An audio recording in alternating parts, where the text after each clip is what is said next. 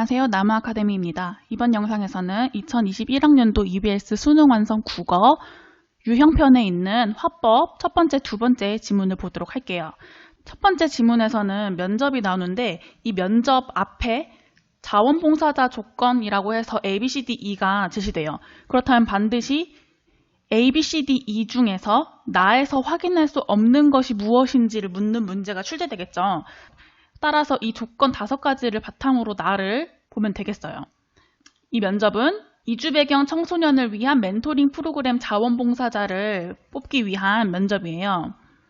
면접관이 우리 센터의 자원봉사에 어떻게 지원하게 됐냐고 지원 동기를 묻자 지원자는 준언어적 표현을 활용하여 대답하고 있습니다.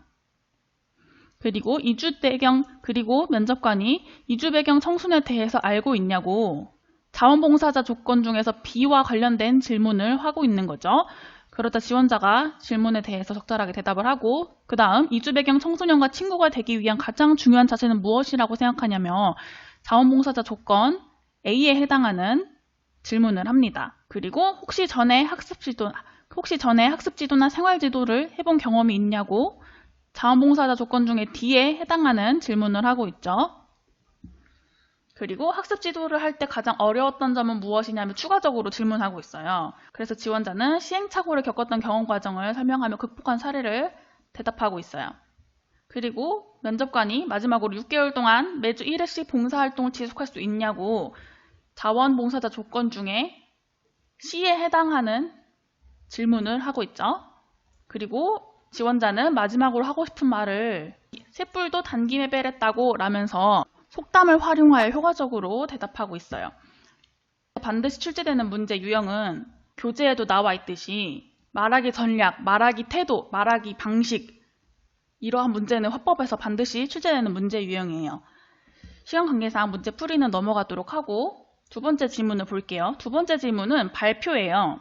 이것도 마찬가지로 발표자의 말하기 특징을 확인하면 되겠죠. 우선 발표 주제는 목 건강을 위한 3분 스트레칭입니다. 주제를 소개하고 스트레칭의 필요성을 얘기한 후에 화면을 보시죠 라고 시각자료를 제시합니다.